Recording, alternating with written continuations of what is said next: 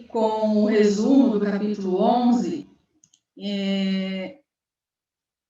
Deixa eu só... E à medida que as pessoas vão entrando, e a gente sabe que as pessoas vão entrando no decorrer do estudo, às vezes vem um microfone aberto aqui, eu vou ter que dar uma interrompida para mutar, só para não atrapalhar, tá bem? Então, vamos lá.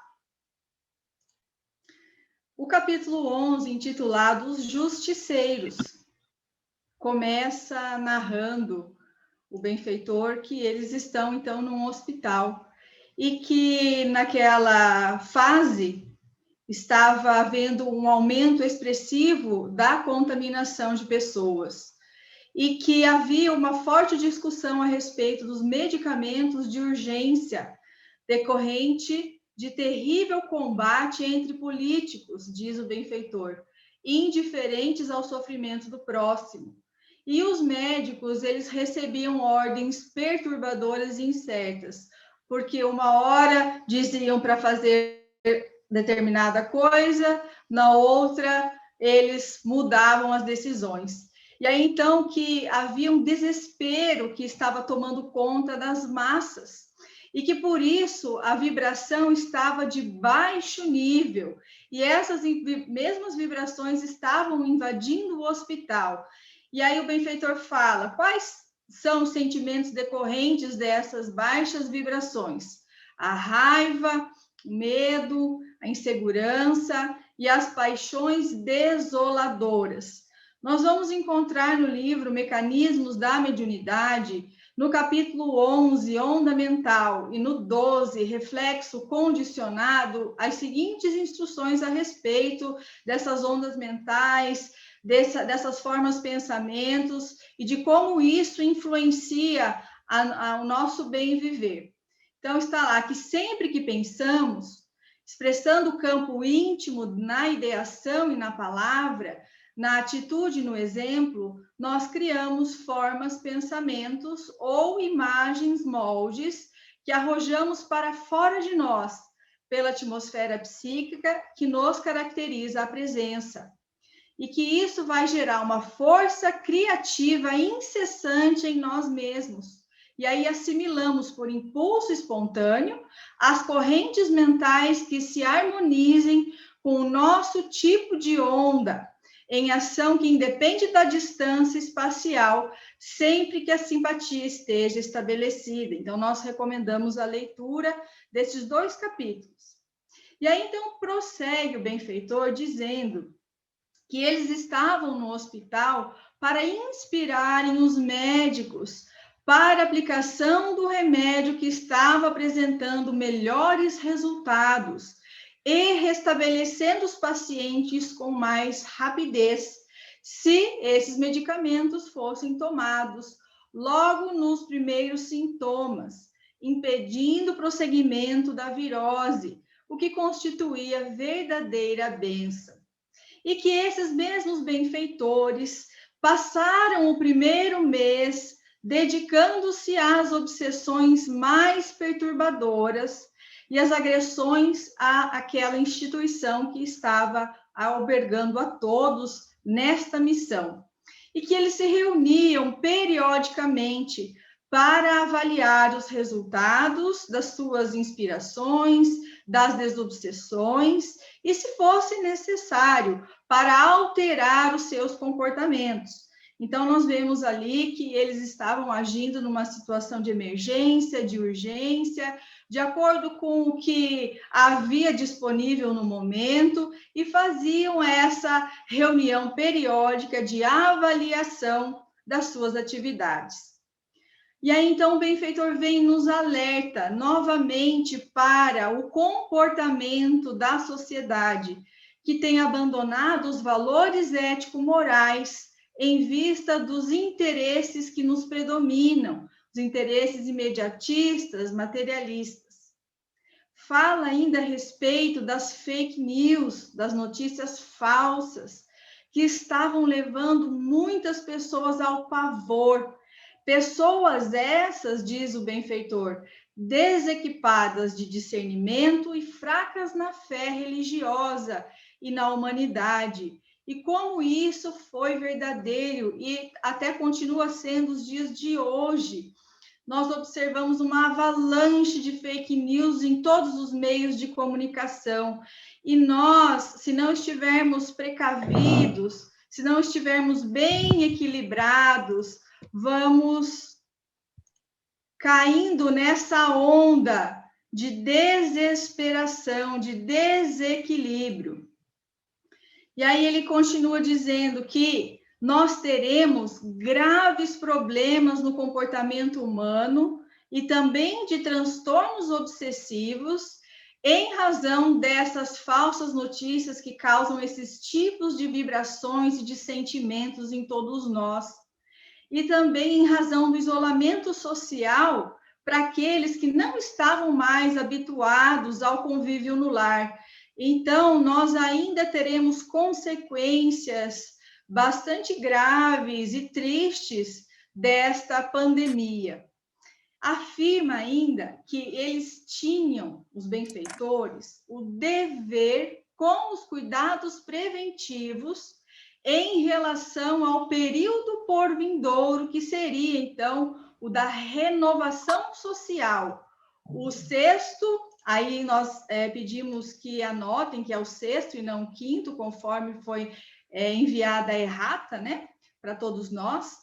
O sexto e último período do Espiritismo, conforme nos traz Allan Kardec na Revista Espírita de 1863. E que, pela facilidade da comunicação pela internet, infelizmente surgiram muitas pessoas descomprometidas com a verdade do Evangelho, no intuito de se autopromoverem. Ele faz esse alerta, porque com a gratuidade de nós fazermos transmissões, lives nas redes sociais, houve realmente uma avalanche de pessoas querendo, com o intuito de se autopromoverem, levando a mensagem do Evangelho distorcida, sem nenhum compromisso, para que nós fiquemos alerta, para vermos bem aqueles a quem nós estamos dando crédito, a quem nós estamos ouvindo em tempos de pandemia, pessoas às vezes desequilibradas e que nos levam a raciocínios equivocados. Isso já foi anunciado lá quando Jesus esteve conosco, e Kardec nos coloca no Evangelho segundo o Espiritismo, no capítulo 21, intitulado Haverá falsos cristos e falsos profetas. Então, fica aí o alerta. E fala ainda que o espírita verdadeiro é discreto nas suas atividades, sempre vigilante com as suas más inclinações. Destaca que o comportamento dos médiuns nesse momento deve ser o de contribuir em benefício da esperança e da paz, sem revelações de pavor. Fala da importância da fé verdadeira em todos os momentos. E que a pandemia tem sido uma grande instrutora das massas para demonstrar a transitoriedade do corpo e a perenidade do ser. Então, nós ficamos nos perguntando ainda o porquê de tudo isso, e o livro vem, o benfeitor nos esclarece com muita profundidade.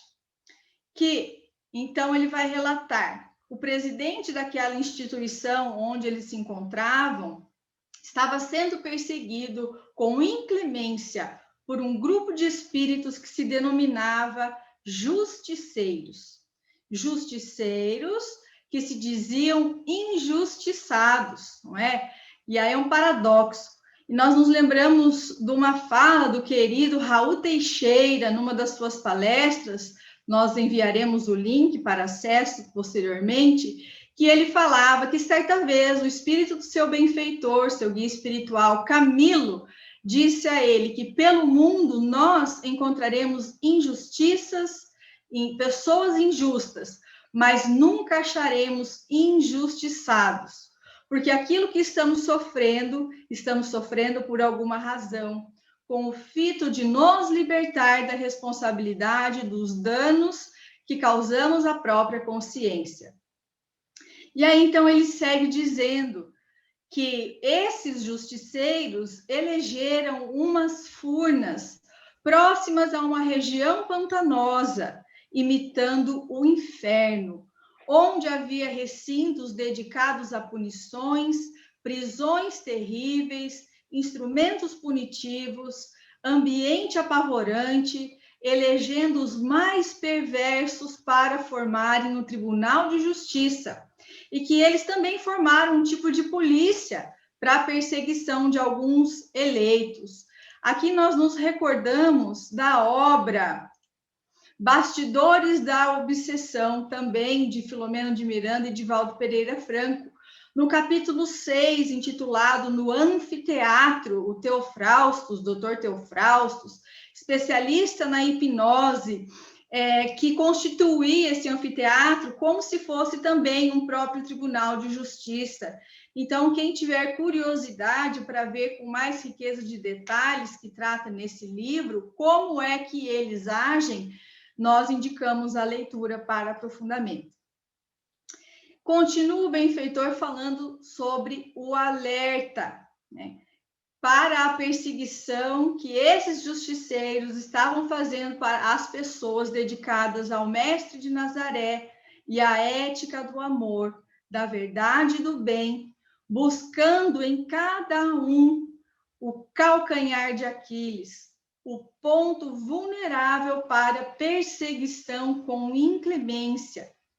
E aí, então, ele vai explicar o porquê que Deus permite esse tipo de perseguição àqueles que querem levar a boa nova e praticam as verdades do Evangelho. Ele diz que os obreiros do Senhor são ainda espíritos em expiação, de purificação de muitos agravos ao equilíbrio cósmico, e que devem se reajustar.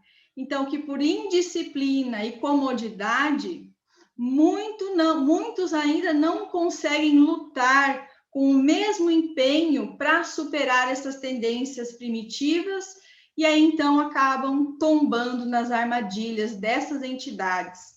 Nesse momento, nós nos lembramos do Evangelho de Mateus, capítulo 26, versículo 41, Marcos 13, 33 e depois 14, 38, onde o mestre nos recomenda: orai e vigiai. Eu gostaria de trazer rapidamente a tradução de Pastorino a respeito desse orai e vigiai. Então, no livro Sabedoria do Evangelho, volume 7 e volume 8, ele vai dizer que, segundo a interpretação dele, nós sabemos que ele foi um poliglota, traduziu várias obras para o português, seria despertar e não vigiar. Ele diz que despertar é o que melhor exprime a ideia do texto original, que é indispensável acordar, deixar de dormir, a fim de não perder o momento solene e preciso da chegada do Filho do Homem. Então, ele recomenda: estejamos despertos, atentos, bem acordados, e permaneçamos em oração para aproveitar todas as ocasiões de subir. Prossegue, então, o benfeitor, que, a respeito dos nossos erros do passado, que eles se constituem uma mancha no nosso caráter e que abrem o campo vibratório para sintonizar com elementos maldosos, que são transformados em elementos das leis de justiça que eles, os justiceiros, fingem conhecer. E faz um novo alerta para que nós possamos nos melhorar, para acompanhar a regeneração do planeta e não sermos exilados do planeta Terra. E que uma terrível geração de entidades infelizes, quase demoníacas, se encontra no cenário do planeta reencarnada, elaborando leis para tornar legítimos os tremendos e inomináveis crimes de destruição da família, da corrupção da juventude, de desrespeito à ética e a qualquer procedimento digno em favor da leviandade e do mentiroso prazer sexual e degenerativo, levando a um retrocesso de conduta que já foi vencido pela evolução moral.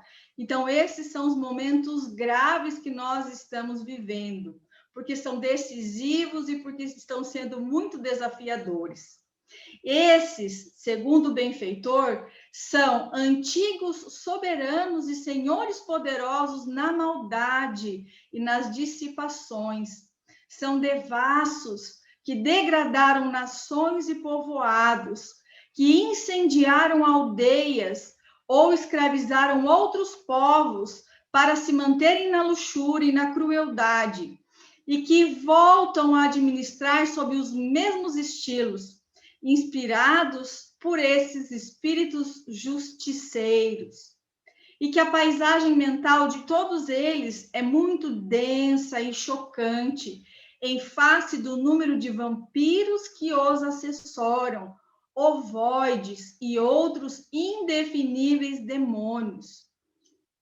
Na Revista Espírita de maio de 1865, Kardec vai nos trazer o seguinte, eu fiz o seguinte enxerto deste artigo.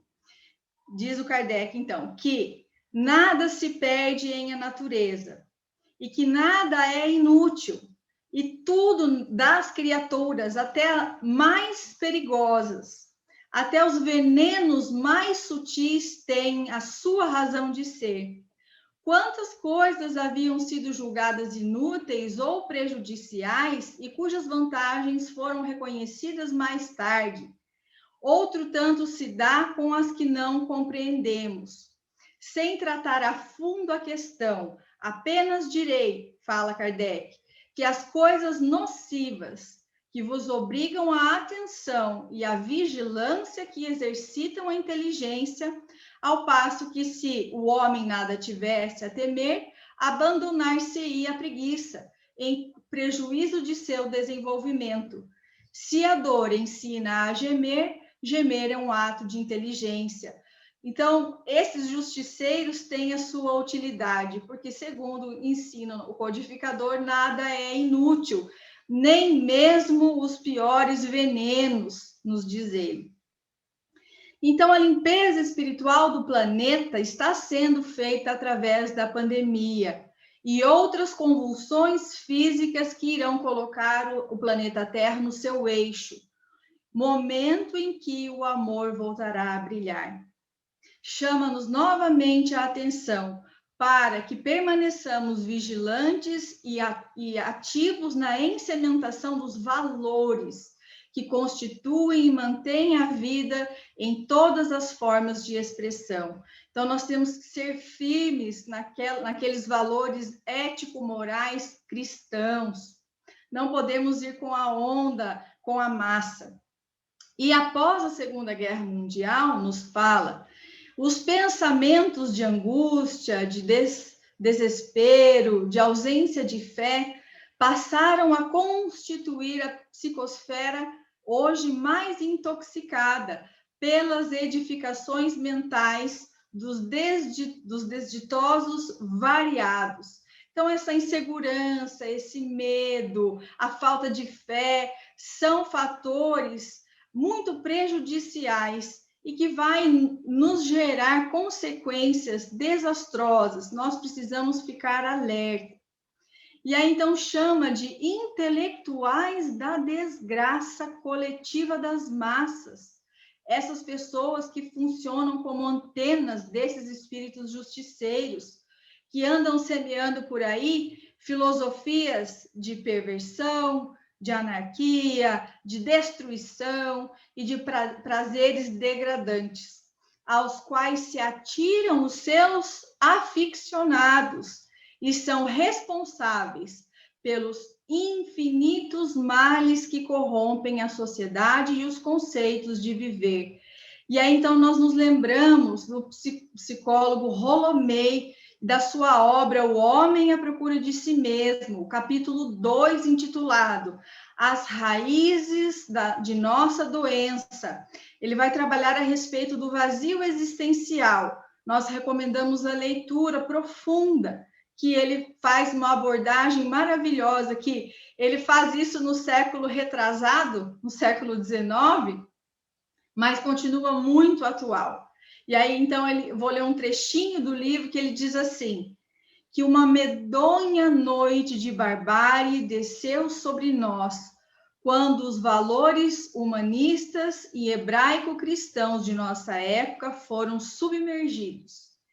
E que essa ideia, esse conceito de seja você mesmo, era uma desculpa para cair no mais baixo denominador comum das inclinações. E é isso que nós estamos observando na nossa sociedade atual, que através dessas propostas de leis, essas ideias de perversão, de anarquia, de destruição e dos prazeres degradantes. Seja você mesmo, você pode ser aquilo que você quiser. Nos dá uma falsa ideia de liberdade, porque a liberdade não existe sem a responsabilidade. Então, o nosso conceito de vida, de homem, de sociedade, enquanto espíritas cristãos, é: sejamos os melhores que pudermos, vençamos-nos a nós mesmos, as nossas más inclinações, sejamos pessoas de bem que promovem a beleza, a moral e a ética, e não ao contrário. Então, realmente fica o alerta. E, por fim, rapidamente, nesse resumo, fala que, apesar de tudo isso que nós estamos vivendo, de todas as dores, de todos os sofrimentos, deste alerta que ele vem nos trazer a respeito desses espíritos justiceiros, para que nós vigiemos, oremos, cuidemos das nossas ondas mentais, dos nossos pensamentos, que acima de tudo isso, acima de todos nós, encontra-se Jesus e a sua filosofia do amor, que corrige e ampara ao mesmo tempo, sem nunca deixar a sós aquele que o buscam na sua ânsia de serem felizes. Então, ainda há dor e sofrimento, mas há também esperança, há também dias melhores por vir. Obrigada pela atenção. Sueli, a palavra está contigo. Então, é o seguinte, aqui nós estamos iniciando nesse capítulo 11, os justiceiros. Muito interessante, até mesmo o que o título nos passa, não é? De sabermos que existem esses grupos que, no mundo espiritual inferior, se denominam de justiceiros, e isso, às vezes, nós vemos nas reuniões mediúnicas, nas reuniões de desobsessão, espíritos que se comunicam e dizem que estão se vingando porque eles estão fazendo justiça e que eles são justiceiros, já que Deus não providenciou para que aquela pessoa que tanto mal lhes fez tivesse, então, um fim, uma situação que eles julgavam que a pessoa deveria passar. Mas aí eles estão dizendo, logo de imediato, que como eles estão acompanhando a criatura para se ver se conseguem, através da obsessão, através de um processo de subjugação, conseguir com que as criaturas que eles acham que devem ser levadas, né, para cumprir essa justiça que eles imaginam, então, eles próprios vão fazer isso e vão continuar nesse propósito de levar essas criaturas ao sofrimento, às dificuldades que eles pensam que sejam cabíveis para o caso. Muito bem, então, esse título aqui ele vai apresentar mais adiante também outros aspectos. E vou passar direto porque eu não vou fazer resumo, eu vou pegar pontos, não é? Para nós pensarmos, para nós refletirmos. Então, nós vamos pegar aqui, no capítulo 157, aquele momento em que Allan Kardec, como diz aqui o autor, o emérito Allan Kardec, fazendo uma análise quanto aos diversos períodos do Espiritismo, elucidou que o sexto, já está corrigido, né? Porque está escrito o quinto, mas, na verdade, é o sexto. E o último seria o da renovação social, exatamente este a que nos estamos referindo. Então, no caso aqui, indo olhar quais eram os períodos, Logo, de imediato, pode-se ver que o da renovação social é o sexto e último, não é? E depois veio a errata também para mostrar que deveríamos mudar aqui. Muito bem, então aí é interessante nós sabermos que seriam esses diversos períodos que se refere aqui o Manuel Filomeno de Miranda. Nós sabemos que no ano de 1862, quase todos sabemos, que Allan Kardec fez uma viagem considerada a maior e também a mais produtiva, em 1862. Eu gosto demais desse livro, que conta a viagem espírita em 1862. Ele ficou 6 semanas viajando e foi a mais de 20 cidades. Ficamos a imaginar, àquela época, a dificuldade da viagem. 6 semanas é muito tempo para aquelas viagens tão difíceis como nós podemos conceber que seriam. Mas ele aguentou firme, foi, e acho que as vibrações dos grupos que ele visitou, de carinho, de homenagens, de amor, de gratidão, o sustentavam, porque os grupos só tinham palavras de amor, só tinham palavras de agradecimento, só tinham palavras que explicavam o quanto o Espiritismo lhes estava beneficiando, ajudando, modificando as suas vidas e assim por diante. Claro que, diante de situação assim tão benéfica e tão assim surpreendente, Kardec vai sentir um fortalecimento para continuar as viagens de cidade em cidade. Todas elas apresentavam grupos que estavam absolutamente, vamos dizer assim, seguidores do Espiritismo, descobrindo as vantagens morais que a doutrina apresentava para a vida deles. E isso, é claro que eles, logo de imediato, comentavam com o codificador para que ele pudesse avaliar o quanto eles estavam sendo beneficiados das suas mudanças, não é? E outra coisa também é que Kardec vai comentar que eram pessoas simples, muitos deles eram operários, um ou outro tinha uma condição melhor financeiramente, socialmente falando, mas um grande número eram pessoas que estavam dando esses depoimentos e pessoas do povo. E, com isso, estavam ali as esposas de muitos deles, e tudo isso fez com que Kardec ficasse muito feliz. Muito bem, isso foi no ano, então, de 1862, essa viagem. Só que, na Revista Espírita seguinte, de 1863, vejamos que, nessa revista, Kardec vai comentar tudo isso e contar como foi a viagem e também vai mencionar a respeito dos períodos do Espiritismo. Observamos que Kardec, com a sua capacidade, o seu conhecimento e aquela possibilidade sempre que ele evidenciava de um poder de síntese, de pegar assuntos complexos e fazer com que ficassem à altura do conhecimento dos leitores ou da maioria dos leitores, e com isso, então, ele vai acabar formulando esses períodos do Espiritismo. Isso é muito interessante, porque ele vai dizer que o primeiro período foi o da curiosidade. Interessante isso, porque vamos imaginar qual foi a curiosidade, né, que ele vai citar, que ele vai mostrar. Ele vai falar exatamente do episódio de Hydesville, ali das irmãs Fox.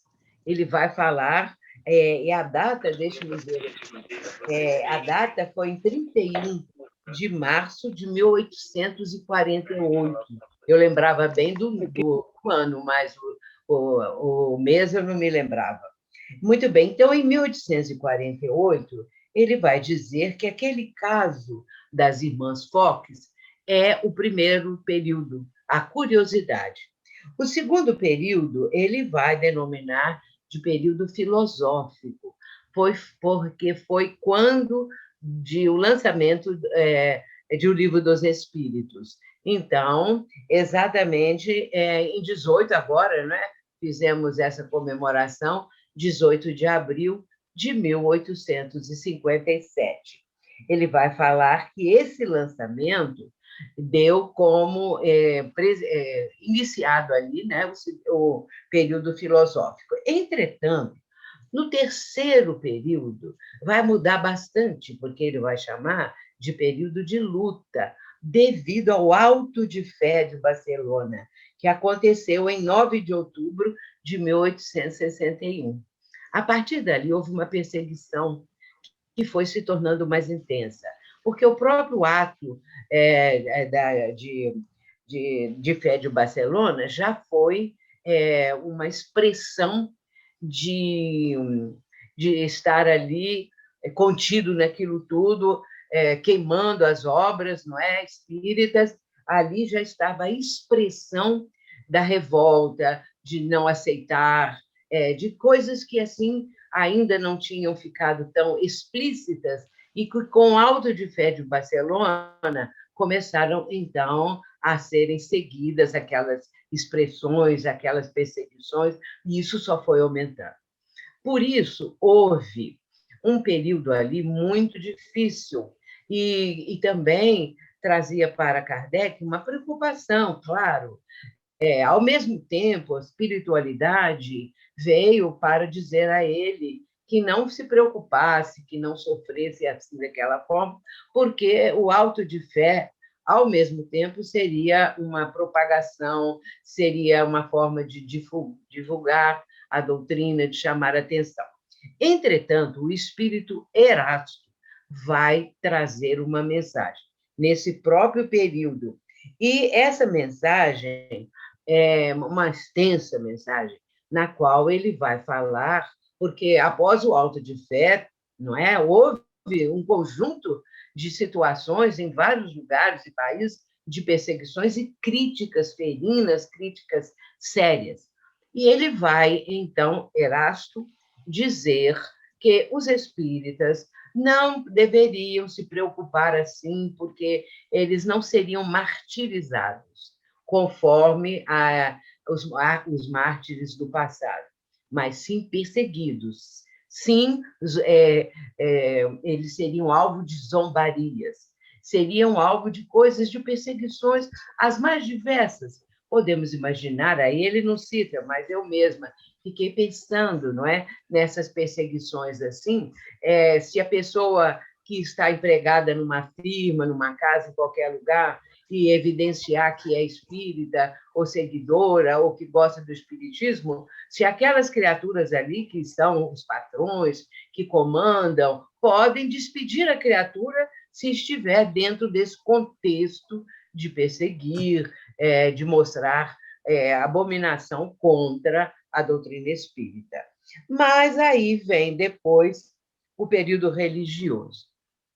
Nesse caso, Kardec fala apenas uma frasezinha, que foi de breve duração, e que não teve assim uma expressão mais ampla e mais profunda. Porque depois vem a fase intermediária, que é o quinto período, e a fase intermediária ela demorou bastante, sabe? Os elementos dessa fase eram das outras anteriores, mesclados, porque era uma coisa que ele tirava dali, uma ideia, que mostrava um procedimento, alguma coisa desse tipo. Então, ficou sendo uma fase intermediária, porque não tinha ainda qualquer coisa diferente, talvez fosse isso, novidade, para que no sexto, então, ele vai dizer que era o período da regeneração social, conforme está aqui, da renovação social. Eu coloquei errado, eu falei errado. Renovação social. Mas Kardec estava muito otimista. O comentário dessa questão da renovação social, porque ele achava que isso aconteceria no início do século XX, o que não aconteceu. E só foi depois piorando, tendo vários momentos de grandes dificuldades. E Terceira Guerra Mundial, aliás, Segunda Guerra Mundial, e essas coisas somadas fizeram com que o período previsto por Kardec não realmente aconteceu. Porém, vemos aqui na própria obra que Manuel Filomeno de Miranda se refere a esse período atual. E, com isso, a gente pode imaginar essa renovação social vai acontecer com o nosso orbe terreno no rumo da regeneração, porque não conseguimos ver uma renovação social que esteja presente e possa estar, então, norteando o caminho da humanidade toda. Então, para que isso possa acontecer, nós imaginamos, e pelo que ele está dizendo aqui, não é? Vai realmente ser dessa maneira. Ele está dizendo aqui que no período de agravamento da doença, ou seja, ele está falando da virose, né? E dos comportamentos, muitas pessoas agora começaram a surgir desejosas de ajudar, porque também uma parte das pessoas que de bem, as pessoas de conduta nobre, pessoas que têm um nível de educação mais completo, enfim, pessoas que já evidenciam ser homens e mulheres de bem. Então, esse número aumentou, claro, vai aumentando, enquanto o outro vai diminuindo, numa proporção mais demorada, né? Talvez a diminuição desses valores ainda de ordem demoníaca, como ele vai falar mais na frente, né? E voltados para o mal. Então, no caso, as pessoas de bem vão cada vez mais acontecendo. E aí elas estão presentes e vão ajudar a mudar a psicosfera, a melhorar a psicosfera, e isso tudo é algo que nós sentimos, não é? A partir dessa compreensão que a doutrina espírita proporciona. Agora, é muito interessante também mencionar aqui quando fala do presidente dessa casa, não é? Dessa instituição. Vejamos aqui. Ainda é a página 159 agora, né? Muito bem, então está falando que o presidente é um verdadeiro homem de bem, mas perseguido por esse grupo de espíritos que se denominavam justiceiros. Aí nós vamos nos lembrar, me deu na hora uma lembrança, embora que não fosse feito de uma forma assim, um grupo de espíritos promovendo de uma forma, vamos dizer, mais feroz essa cobrança, o caso de Margarida, no livro Libertação. Por quê? Porque Margarida era ali atormentada por 60 espíritos. Não precisava nem dizer que era justiceiro, que era isso, que era aquilo, era 60 atormentadores, porque alguns estavam ali simplesmente para agradar um ou outro, não propriamente o Gregório, não propriamente dentro da condição da obsessão que era aquela que Gregório preparou para ela. E é interessante que eu gosto sempre de citar uma frase que Gregório, conversando, porque quando entram na cidade de Gregório, André Luiz, Búbio e alguns outros, conversando com Gregório, né, depois daqueles atendimentos, daquela coisa toda que acontece, em dado momento, Gregório vai dizer assim: tenho necessidade do alimento psíquico que só a mente de Margarida pode me fornecer. Alimento psíquico é uma coisa assim que é marcante você ler uma coisa dessas, não é? Então ele, vamos dizer, ele se desculpava que ele precisava daquele alimento psíquico que ela fornecia. Mas ali também estavam espíritos deformados, não é? Espíritos ovoides. Meus irmãos, eu vou falar uma coisa com vocês. Na nossa reunião mediúnica, eu já dei passividade em dois momentos, em duas reuniões diferentes, é, em épocas diferentes, a espíritos com aparência de ovoides. E então, realmente, são espíritos que, no fim das contas, estão sofrendo muito. Agora, o ovoide, realmente, ele não tem condição de falar, ele externa o seu pensamento, porém, voltado para os crimes cometidos ou remorso. Também pode acontecer isso, não é? Agora, a presença deles, eu vou contar para vocês como foi. Aproximou-se, trazido pelos mentores, não é? Não vem assim, não. É tudo programado. Então, ele veio e o que eu senti da presença dele foi como se ele estivesse sobre os meus ombros. Talvez não estivesse, talvez fosse a parte da vibração, né? Uma vibração que pesou ali. E então ele não falava nada. Porém, o dirigente, que é o nosso irmão Vitor, sempre eu falo isso, vocês já estão sabendo que é ele, né? O Vitor percebeu alguma coisa. Então, o Vitor sempre ele tinha essa sensibilidade de, mesmo que não fosse avisado para ele, ele não tem mediunidade assim ostensiva, alguma coisa, mas que ele sabia, sentia a necessidade do espírito, não é? Então, por que eles vão para uma reunião mediúnica?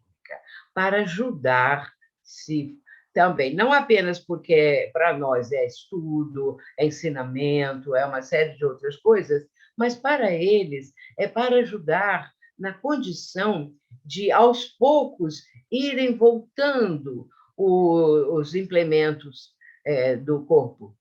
Porque quando começa essa situação, todos os implementos do corpo, os pés, as mãos, tudo vai desaparecendo, ou seja, desaparecendo bem inteiro, retraindo. Tudo vai se retraindo, retraindo, retraindo, de tal maneira que, por fim, fica só uma espécie de uma cabeça, não é a cabeça propriamente, é aquele conjunto todo que tem uma aparência do formato de uma cabeça, mais para oval, e bem maior do que a cabeça, bem maior. Muito, muito bem. Então, o espírito vai sendo ajudado para que aí precisa ter um grupo próprio para isso, para poder fazer esse tipo de trabalho, não é? As vibrações das pessoas do grupo, que não sabendo o que é, porém sentem e sabem de espíritos que às vezes vinham à nossa reunião quando estávamos tratando de determinados casos. E também porque nosso trabalho na nossa casa espírita não era apenas para indivíduos, pessoas, era também para instituições. E então, instituições federativas, uma porção de coisa que às vezes estavam passando por uma situação dramática, um sofrimento, alguma coisa assim. Então, as entidades, elas apresentavam as características das situações que as sociedades, as instituições, enfim, estavam passando, não é? Muito bem, então, aqui, no caso da Margarida, né, eu me lembrei por causa do que está escrito aqui a respeito do presidente da casa, que devia estar sofrendo muito, não é? Enquanto a gente está aqui refletindo, pensamos isso. Outro ponto importante, olha, muita coisa aqui que eu poderia falar, mas vai passar do tempo. Eu só vou falar agora aqui também, na página 161, bem no alto da página. Mas vamos primeiro ler as duas linhas aqui da página 160. Muitos indivíduos possuem sentimentos nobres e desejam reabilitar-se, mas por indisciplina e comodidade não lutam, agora passa para 61, né? Não lutam com o mesmo empenho para superar as tendências primitivas e tombam nas armadilhas bem elaboradas desses estranhos personagens, que se atribuem o direito do mal para a vitória e comando das vidas terrestres, uma das suas utopias, filha do orgulho e do horror. Armadilhas. Kardec se refere a armadilhas, mas dentro de outra possibilidade, completamente diferente. Ele fala que o médium novato, depois de um certo tempo, quando ele acha que ele já é um médium completo, então ele pensa que ele não precisa mais se preocupar tanto, não é? Isso está no Livro dos Médiuns, no capítulo 27, é o item 216, para quem quiser ver lá a respeito da armadilha. Mas olha que interessante, ele não fala uma armadilha, ele fala 1000 armadilhas. Não é pouco, não. Quis dizer que são muitas armadilhas. É o que acontece na vida dos médiuns, não é? Determinados momentos em que são postas à prova a fidelidade, o conhecimento da doutrina, a mudança interior, se é realmente sincera, porque nessa hora a pessoa ela não vai poder esconder se ela não está bem segura e não é fiel realmente ao que ela tenta transmitir de fidelidade a Jesus, a Kardec. Se isso é apenas, vamos dizer, uma cortina, né, para tampar a verdade, é claro que aí, nessa hora, uma armadilha faz com que a pessoa caia, não é? Mostre a sua outra face, ou a verdadeira face, não é? Então, nesse caso, ele fala 1000 armadilhas, porque são momentos em que a pessoa, se ela não tiver vigilância, ela cai. Agora, eu quero lembrar aí que a Gisele falou a respeito daquela frase, não é? A respeito do vigiar e orar. Muito bem, eu gosto muito de fazer comparações entre as obras. E, às vezes, o que eu leio na Bíblia, que eu tenho uma Bíblia de 1890, que foi do meu sogro, e é tradução de João Ferreira de Almeida. E é uma Bíblia maravilhosa, capa de couro, está perfeita. Então, eu gosto de ler nessa bem antiga e leio as mais modernas, para fazer comparações. E, no caso, quando eu estava observando essa frase, vigiai e orai, a frase, na verdade, aliás, a frase comumente é dita nos livros que comentam ela, orai e vigiai, mas não é, a verdadeira é vigiai e orai. E aí eu resolvi olhar na tradução do Haroldo, o Haroldo Dutra Dias, quando ele traduziu a codificação, não, a Bíblia não, o Novo Testamento, quando ele traduziu o Novo Testamento. Ele, então, vai usar, em vez de vigiar, ele vai falar. Porque, primeiramente, houve uma tradução assim: olhai e orai.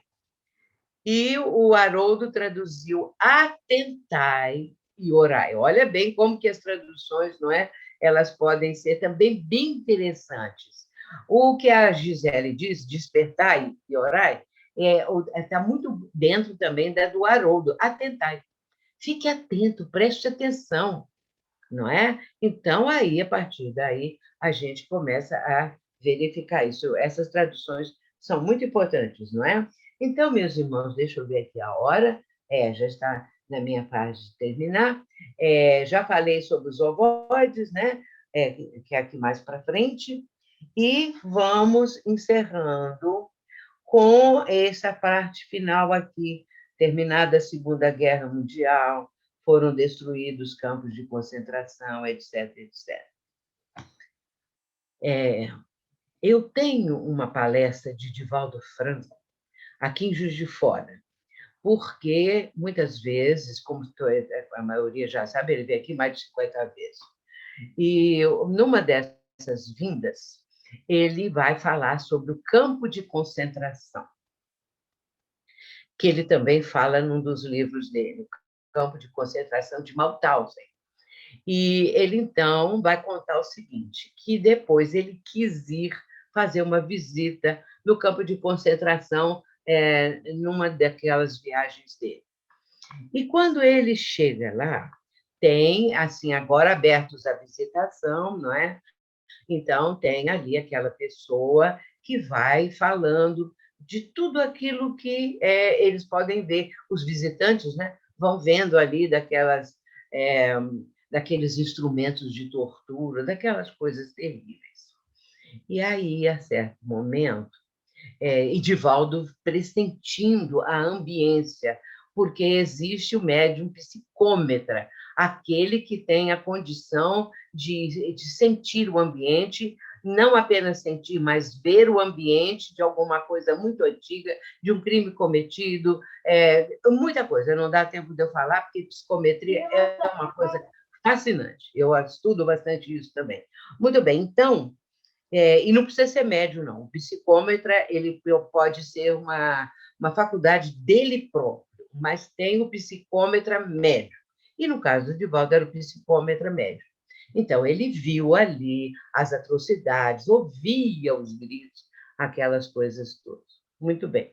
Terminada a visita, ele sai lá para fora, o grupo todo, né? Ele estava com algumas pessoas da doutrina que o estavam recepcionando, que agora não me lembro também. Mas eu tenho isso no meu livro, em um dos meus livros. Então, quando ele vai saindo, vinha um ônibus cujas crianças, um ônibus especial, crianças descendo desse ônibus.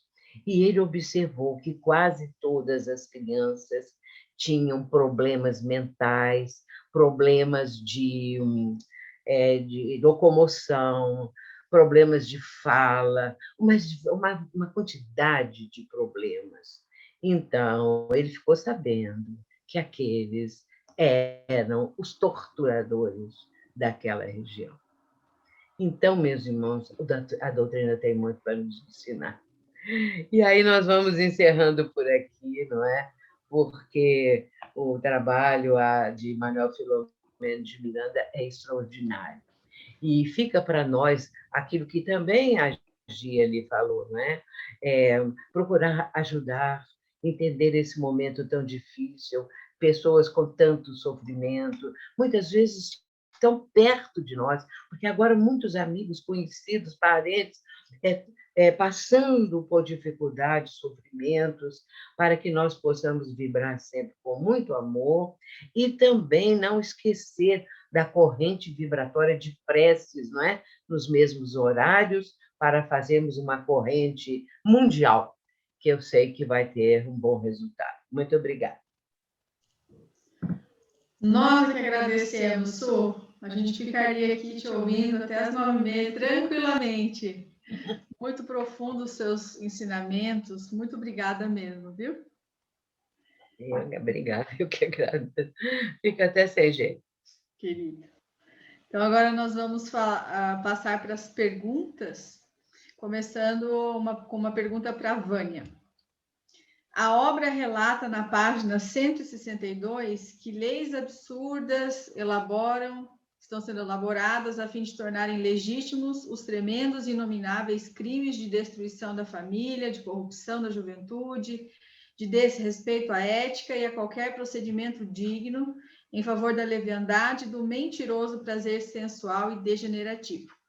Vivendo esse panorama dos difíceis dias atuais, pensando no processo educacional das crianças e adolescentes, como devemos proceder, nós pais, para que nossos filhos não se vinculem a estes desequilíbrios morais que se têm apresentado com intensidade.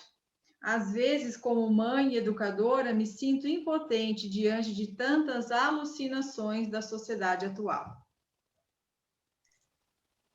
Boa noite, meus queridos irmãos, minhas queridas irmãs, amigos de todo o Brasil. Essa pergunta vinda desta mãe é de toda razão esta preocupação. Quantas coisas nos chegam e influenciam os nossos filhos. Eu vejo aqui os meus netos. Quantas coisas abomináveis estão surgindo apoiadas em ideias e leis absurdas, como escreve o benfeitor Manuel Filomeno de Miranda. Abre aspas, a fim de tornarem legítimos os tremendos e inomináveis crimes de destruição da família e corrupção da juventude. Nós temos que analisar o contexto em que nós estamos mergulhados, o contexto em que nós reencarnamos, e os nossos filhos também. Há todo um plano divino, como a Gisele muito bem disse, e um plano também das trevas. Então, aquilo que é, de fato, prejudicial e execrável vai se tornando aceitável, e a sociedade descuidada não se apercebe que são, de fato, coisas degradantes, coisas perversas, destruidoras, porque essas coisas vêm sob disfarces. Hoje, as mães sabem, nós temos influenciadores digitais especializados em entreter as nossas crianças e os nossos adolescentes, mas que são de uma leviandade e uma ética moral execráveis. Nós temos, infelizmente, muito lixo disfarçado de entretenimento, que revelam conteúdos inaceitáveis, quer sejam nos canais da internet, quer sejam nos desenhos animados, em determinadas músicas, danças, filmes. Outro dia, eu lanchando, liguei a televisão e estava passando um desenho, essa semana passada, e o desenho mostrava um dos personagens que havia se suicidado. E aí passava desenho, meus irmãos, ele dando uma facada, caindo aquela poça de sangue, e ele estava sendo homenageado como um herói, porque havia se suicidado, né? Então, olha as influências. Como escreve Manuel Filomeno de Miranda, no livro Transição Planetária, abre aspas, ele vai dizer que não são poucos, no campo das comunicações da Terra, os decantados multiplicadores de opinião, que sintonizam com as entidades bestializadas, olha que forte, que os submetem ao talante de suas aberrações. Não seja de surpreender a debandada das gerações novas para as músicas de sentido infeliz, nos bailes de procedência primária e sensuais, onde a perversão dos sentimentos é a tônica, e o estímulo à violência, à rebeldia, à agressividade constitui o panorama da revolta. Faz muito tempo que este benfeitor maravilhoso vem nos avisando, porque ele, estando no mundo espiritual, sendo um benfeitor de elevado pensamento, de elevadas atitudes, ele está vendo tudo isso acontecer e nos traz nos livros. Então, por que tudo isso? Né? Como nós acabamos de estudar neste capítulo mesmo, no parágrafo acima, e que nós não podemos esquecer, porque são instruções para nos ajudar a criar os nossos filhos, a viver neste período que a humanidade está passando. E para a gente, então, adquirir forças, uma vez que eu sei o que está acontecendo, eu vou focar na fé e na força. Não, isso está acontecendo, não é ao acaso, não é coisas assim que vieram do nada, não. Estão acontecendo e nós sabemos. Olha só o que escreve no parágrafo acima o benfeitor. Criminosos cruéis, liberados de regiões infelizes, para desestruturarem, aliás, para desfrutarem de sua última oportunidade, e que, se eles não se comportarem, vão ser levados a outros planetas inferiores. Então, esses criminosos cruéis estão renascendo desde algum tempo, infectando mais o mundo. Quando vemos a idiotez, o cinismo, os crimes disfarçados que os indivíduos vêm praticando, não temos dúvidas, diz ele, de que uma terrível geração de entidades infelizes, quase demoníacas, encontra-se no planeta reencarnada, esta geração. Então, sabedores desse contexto, desse cenário que nós estamos vivendo, nós temos que tomar atitude. Foi muito falado aqui pela Sueli e pela Gisele, porque este é o cenário, né? Este cenário é verdadeiro, é real, não é história de filme. Muitos pais são antenados e preocupados com aquilo que os seus filhos assistem. E muitas vezes eles os proíbem de assistirem tal conteúdo, selecionando para eles o que é bom e do que não é. Acontece que nem todos os pais têm essa preocupação. E o amiguinho do seu filho assiste qualquer coisa, a amiguinha do seu filho usa palavreados, né, chulos que o seu filho desconhece, daqui a pouco ele está falando também. E como ensinava sempre Raul Teixeira, né? Nós somos dois para educar, às vezes um só, e o mundo todo para deseducar. Fora, meus irmãos, os perigos da internet. Quando mentes perversas encontram o Facebook de uma criança ou de um jovem. Cuidemos, foi muito falado hoje as palavras vigilantes, atentai, despertai. Estas são as dicas. Então, eles descobrem o Facebook da criança ou do adolescente e, através de disfarces deles, do perfil deles, muito bem elaborados, o sujeito é adicionado pelas nossas crianças. E quando elas vão até se tornar vítimas deles. Vimos aí esta semana isso acontecendo.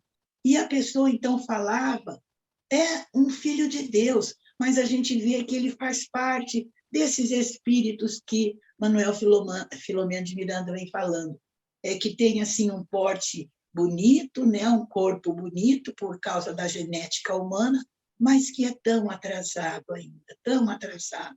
Então, são coisas que a gente se preocupa mesmo, né? Mas como é que nós podemos criar os nossos filhos?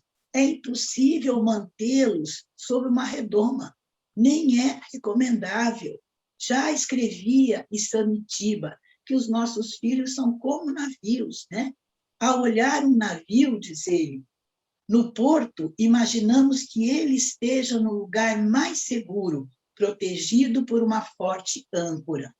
Por mais segurança que possam sentir junto aos pais, eles nasceram para singrar os mares da vida. Sim, os nossos filhos nasceram para singrar os mares da vida. Então, o que nós faremos? Deveremos permanecer vigilantes e ativos. Nos fala os benfeitores em seus livros. Vigilantes e ativos. Palavra tão falada hoje, né? Vai dar trabalho? Vai, e muito. Vai ser difícil? Vai, e muito. Eu vejo aqui em casa, eu vejo meus amigos, quando a gente fala não, é um bombardeio. Por que não? Porque você só fala não para mim. E aí vai a mãe explicar de novo, vai o pai explicar de novo. Tem que ser firme. Então, a nossa criança, ela viu o coleguinha cantando uma música degradante, gestos vulgares, como a gente vê, e ela ficou curiosa e pediu para os seus pais colocarem a tal da música, da dança, lá no aparelho. E os pais, antenados, não permitiram, explicando, né, aquilo que não era bom, que aquilo não era exemplo, mas a criança é imatura ainda, nós precisamos estar a seu lado. E ela vai acabar indo na casa de um coleguinha, vai assistir aquilo que nós não queremos que ela assista e não vai ter condições de despertar, de saber o que é aquilo. Então, o que nós vamos fazer diante da curiosidade, da vontade da criança de não ser diferente? Em pertencer ao grupo, assistir junto. Agora que vem a resposta. Nós vamos ter que nos dedicar, assistir juntos, analisar junto com a criança os conteúdos execráveis, quer seja de um filme, de uma música, de um desenho, de um influenciador digital, esses são terríveis. Vamos assistir juntos e ir analisando junto com a criança. E ao encontrar as coisas abomináveis, vamos dizer, está vendo? É por isso que a mãe não quer, por isso que o pai não quer. Vamos ensinando sobre os valores nobres, os ignóbeis, de modo que ela tenha senso crítico para distinguir o bom do ruim. E por si só que ela saiba selecionar, se não agora, pelo menos de futuro. Então, meus irmãos, nós sabemos das influências dos espíritos, influenciam não só nossas crianças e adolescentes, mas a todos nós. Então, os pais e as mães desta geração, eles foram convocados por Jesus para serem educadores neste período pelo qual atravessa a humanidade. Nós fomos convocados e nós aceitamos os desafios que foram apresentados antes dessa nossa reencarnação. É como se Jesus tivesse feito uma reunião com as mães, com os pais, e falando, olha, nós precisamos de vocês para que sejam educadores. Vocês estão preparados, mas não vai ser fácil, vai ser muito difícil. Vocês aceitam? E nós levantamos a mão, né? Aceitaremos. Então, eles vão dizer, estaremos contigo em todos os momentos. E, para terminar, o benfeitor Silvio, Dr. Silvio, no livro Transição Planetária, vai dizer, os filhinhos que vos forem confiados temporariamente necessitarão do amparo emocional e espiritual indispensáveis para este desiderato. Então, meus irmãos, é isso. Vamos ali juntos, não vamos descuidar, vamos atrás, vamos saber o que ele está assistindo, o que ele está vendo, o que ele está jogando, né? Meus netos jogam aqueles jogos horríveis de solta tiro para tudo que é lado. Eu falo, mas ele está matando o outro. Fala, não, vó, está matando só gente ruim. Então, olha quanta coisa nós temos que educar, né? Então, seria isso. Eu agradeço a atenção de todos. Desculpe aí que eu passei do horário. Muito bem, muito obrigada. As pessoas estão elogiando bastante aqui os esclarecimentos. Agora, nós vamos passar para a querida Eulália. Eu vou resumir a pergunta, porque a pessoa mandou bastante citações aqui, não vai dar para ler. Mas a dúvida da pessoa é com relação aos exilados da Terra para planetas inferiores, mundos primitivos. E ela questiona a respeito da condição evolutiva do planeta Marte, entre outras questões. Nós já passamos a nossa querida Eulália e a convidamos, então, para responder. Boa noite, Eulália. Boa noite, Gisele, querida Sueli. Eu tomei a liberdade de chamar mãe espiritual, porque você ainda é jovem para ser minha mãe de fato. Mas o é de todos nós. Não, eu as lições incomparáveis. Hoje eu ficaria ouvindo você. Realmente, nós, conforme está na pergunta, vamos encontrar na nota de rodapé, no Livro dos Espíritos, pergunta 188, que Marte é um planeta inferior. E depois, à frente, encontraremos em Cartas de uma Morta, em Novas Mensagens, todas de Chico Xavier, que Marte é um planeta superior. Aí está a beleza do Espiritismo, porque na introdução do Evangelho, exatamente na parte 2, Autoridade da Doutrina Espírita, Kardec nos explica que ele vinha recebendo comunicações de mais de 1.000 centros espíritas sérios disseminados pelos mais diversos pontos do globo. Também nós vamos encontrar em obras póstumas, primeira parte, Questões e Problemas, que o Espiritismo marcha de par com a ciência no terreno da matéria. Admite todas as verdades que a ciência demonstra, mas onde terminam as investigações desta, ele começa as suas no terreno da espiritualidade. Então, nós temos um livro do amigo Otacílio Rangel Nascimento, que estuda o livro 1 do Livro dos Espíritos, se chama Das Causas Primárias, e ele é um doutor em física, e nos faz algumas revelações que vão nos trazer o teor de como era a condição à época de Kardec. Então, não existia a genética, né? Não se conhecia ainda a genética. Quando ele questionou os espíritos sobre a vida fora da Terra, até então nada se conhecia sobre esse fato. Não se sabia das constituições físicas dos planetas que compõem o nosso sistema solar. E nada se sabia da existência de outros sistemas planetários, né? Então, isso é muito interessante. Já nesse mesmo livro, no capítulo 8, Formação dos Mundos, ele diz que hoje observações científicas permitem encontrar mais de 1000 planetas gerando ao redor de diferentes estrelas, mais ou menos vizinhas do nosso Sol, dentro da nossa galáxia, a Via Láctea. E também diz que já temos modelos de formação de sistemas solares, porém, vamos imaginar que apenas em 1992 se percebeu a existência de planetas fora do nosso sistema solar. E só em 1995 foi anunciado o primeiro planeta.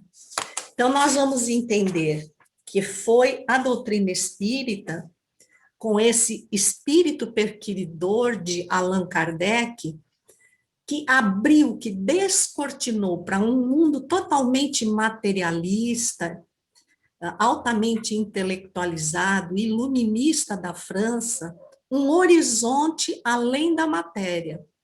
Foi através da doutrina espírita que o elo familiar não mais se destruiu com o túmulo, mas ele prosseguiu após a morte. Então, obviamente, nessa condição familiar, nós vamos entender o que Manuel Filomeno de Miranda está aqui falando, de sermos exilados para outro domicílio no nosso sistema solar. Porque não existem apenas os planetas que nós hoje, através dos mecanismos, conseguimos comprovar. Quando a ciência comprovar algo diferente, Allan Kardec nos diz, deixe as afirmações do espiritismo e siga a ciência. Então, nós temos que levar em conta médiuns diferentes, épocas diferentes, e que cada médium estabelece uma capacidade, porque o médium é intermediário da informação dos espíritos. Então, cada um, através das suas condições morais, mas também orgânicas, porque a mediunidade se expressa através do organismo, podem estar falando do mesmo lugar com visões diferentes. Se alguém vem à Terra e visita Nova York, né, tá aí a nossa Jussara, e for para outro planeta descrever a Terra, e se alguém vier a um local, por exemplo, no Rio de Janeiro, que tem aqueles irmãos das comunidades pobres, e for dissertar sobre o que ele conhece da Terra, nos parecerão dois planetas completamente diferentes. Ninguém vai dizer que é no mesmo planeta. Então, eu acho que nós entendemos, o Espiritismo nos clareia, né, que ainda a nossa ciência, embora todas essas descobertas, está muito longe de realmente ter mecanismos eficazes, instrumentos capacitados para atestar a existência da vida em diferentes dimensões, em planetas que, por ora, para nós, parecem completamente desolados. Se nós estamos na Via Láctea, numa distância a meio caminho do centro e da borda, e para viajar em qualquer direção, nós precisaríamos de aproximadamente 30 mil anos-luz, ou 30 mil anos viajando à velocidade da luz, 300 mil quilômetros por hora, somente na nossa galáxia, nós vamos ter a dimensão da grandiosidade de Deus, em que sistemas solares representam planetas irmãos, muitas das infinitas moradas da casa do Pai, mas indispensável saber que nunca ficaremos sem um Cristo à frente do planeta em que necessitarmos para evoluir e atentarmos para o microcosmo, que é aquilo que está dentro de nós, porque se nós trabalharmos esse sistema que somos, comparados a verdadeiras galáxias, na condição moral, que a Sueli tão bem e a Vânia explicaram, nós estaremos, então, nos adequando à vida melhor, à evolução que encontramos em todo o universo. Então, não há contradições, há visões diferentes e muito, mas muito tempo ainda para a ciência chegar onde o Espiritismo chegou até hoje, e de tudo que disse, não foi desmentido ainda. Muito obrigada. Nós que agradecemos, Elália. Excelentes contribuições, né, Su? Nós vamos, então, para a terceira pergunta, endereçada ao querido Lincoln. Na página 161, diz, número expressivo que hoje está tentando refazimento nas hostes do amor e da verdade, trazemos as chagas não cicatrizadas dos gravames que nos permitimos.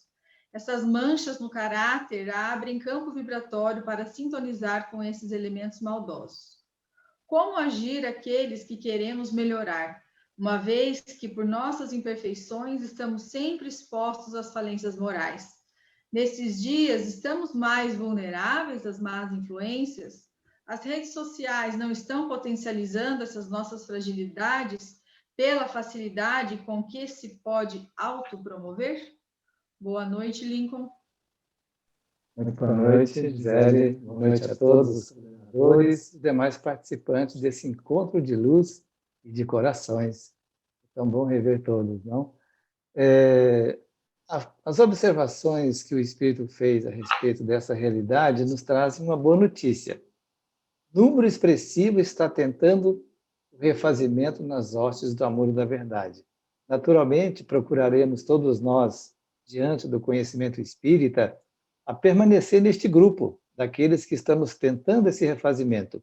Esta atitude de tentar transformar-se, auto-iluminar-se, já é um dos remédios que nos conduzem ao caminho da nossa autossuperação e criação de forças interiores que possam nos ajudar a resistir às chamadas tentações ou às más inclinações. Mas o benfeitor nos fala também que nós trazemos do passado chagas não cicatrizadas que produzem um campo vibratório que é conveniente para a vinculação com pensamentos, energias, essa chamada psicosfera no ambiente onde nós estamos, já que entre encarnados e também entre desencarnados, nós temos realidades de pensamentos e ideias muito distintos. Mas como agir, como faz a pergunta, né? São 3 perguntas aí. Como agir aqueles que queremos melhorar? A primeira receita, sem dúvida, será buscar Jesus como nosso guia e modelo, conforme já nos esclarece a questão 725 do Livro dos Espíritos. Esta, sem dúvida, será a forma primeira que nós buscaremos. Jesus é o nosso guia, e o guia existe para ser seguido, um modelo para nos orientarmos a respeito de tudo aquilo que devemos fazer. Como o Cristo nos trouxe a lei de amor, se nós não soubermos exatamente o que fazermos em determinadas situações, como diz Joana de Ângeles, tenta o amor. Porque através do amor, nas suas diversas manifestações, desde o silêncio oportuno, a paciência exercitada, a tolerância que devemos buscar com as imperfeições dos outros, o perdão das ofensas e outros caminhos dentro da ideia de fazer aos outros aquilo que gostaríamos que os outros fizessem a nós, pelo menos teremos no campo de batalha da nossa intimidade elementos de fortalecimento dos nossos valores para combatermos primeiro aquelas tendências inferiores que trazemos dentro de nós, aquelas cicatrizes que ainda não estão curadas totalmente. E, ao verificar esta pergunta, imediatamente ela me levou à pergunta também 919 do Livro dos Espíritos, onde Allan Kardec faz essa mesma questão. Qual o meio mais eficaz que tem o homem de se melhorar nesta vida e de resistir à atração do mal? Vejam, essa é uma pergunta que todos nós fazemos a nós mesmos diante dos desafios deste momento, desta humanidade onde nós estamos inseridos. E a resposta dos espíritos foi muito breve. Um sábio da antiguidade vos disse: conhece-te a ti mesmo. Esta é uma tarefa muito difícil de ser realizada, sem dúvida, porque nós preferimos, usualmente, mergulhar nas realidades das outras pessoas para apontar especialmente as suas deficiências. Aquelas deficiências que apontamos nos outros, através de uma projeção psicológica, são as deficiências que temos dentro de nós e não reconhecemos. Portanto, ao buscarmos esta orientação dos espíritos de ter este autoconhecimento, nós vamos reconhecer em nós que somos portadores de elementos altamente positivos, de capacidades e possibilidades de desenvolver as nossas virtudes, mas também deveremos identificar as nossas fragilidades. Nessa identificação e ao reconhecê-las, nós vamos trabalhar cada uma delas, sem aquela vontade ou sem aquela pretensão de que possamos nos transformar de um dia para o outro. Vejamos que a mensagem do Cristo já está no mundo há mais de 2000 anos e nós ainda estamos engatinhando em termos de valores morais se comparamos com aquilo que o Cristo nos ensinou. Porém, Ele está conosco, como nos diz o Evangelho, não estamos a sós. No momento em que nós vamos, de alguma forma, melhorando o nosso padrão de pensamentos, da manifestação das nossas ideias, nas leituras mais edificantes, nos estudos da doutrina espírita, para a qual fomos trazidos nesta encarnação, a fim de avançarmos mais rapidamente o nosso processo de autoiluminação, vamos verificar que isso nos colocará em sintonia com os espíritos bons. Consequentemente, estaremos mais afastados dos espíritos inferiores ou que tentam, de alguma forma, desviar-nos para caminhos inadequados à edificação da nossa alegria do dia a dia e da nossa felicidade. Então, pergunta também se, nesses dias, se nós estamos mais vulneráveis às influências. Nós sempre estamos vulneráveis quando nós abrimos a nossa vigilância, quando deixamos de ter as disciplinas necessárias para manter as nossas ideias em níveis adequados. Então, tudo está dentro de nós. O que está fora são elementos de indução para comportamentos.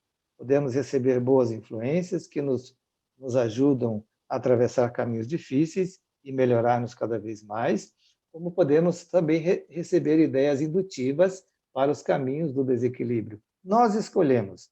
Devemos ter aqui uma vontade forte de fazer a escolha mais adequada. Comenta também a pergunta sobre a questão das redes sociais, se elas não estariam potencializando essas nossas fragilidades. Novamente falamos, as fragilidades estão dentro de nós. Quando nos vinculamos aos assuntos divulgados nas redes sociais, de alguma forma, nos fixamos naqueles que nos conduzem a discussões frívolas, a elementos de deseducação, aquilo que possa denotar as debilidades morais que nós ainda temos, estamos no caminho de caminhar na sombra. Devemos optar pelo caminho que nos leve a seguir a luz. E a luz é o Cristo. Então, irmãos, sintetizando, busquemos Jesus, nunca nos afastemos dele e estaremos seguros nessa nossa caminhada. Obrigado. Muito obrigada, Lincoln. Infelizmente, por conta do horário, nós não vamos conseguir fazer a última pergunta, que seria para o Marcelo, mas, de certa forma, a Sueli já abordou a questão que falava a respeito da sexta fase, do período de regeneração, então foi respondida. Só gostaria de fazer uma retificação. Eu disse que o livro de Rolomei era do século XIX, na verdade é do século XX. O livro teve a sua primeira edição lançada em 1971. Ele é que quase nasceu no século XIX, então fica aí, para não haver confusão. Agradecemos a presença de todos, convidamos já para a próxima semana, no mesmo horário, mesmo link.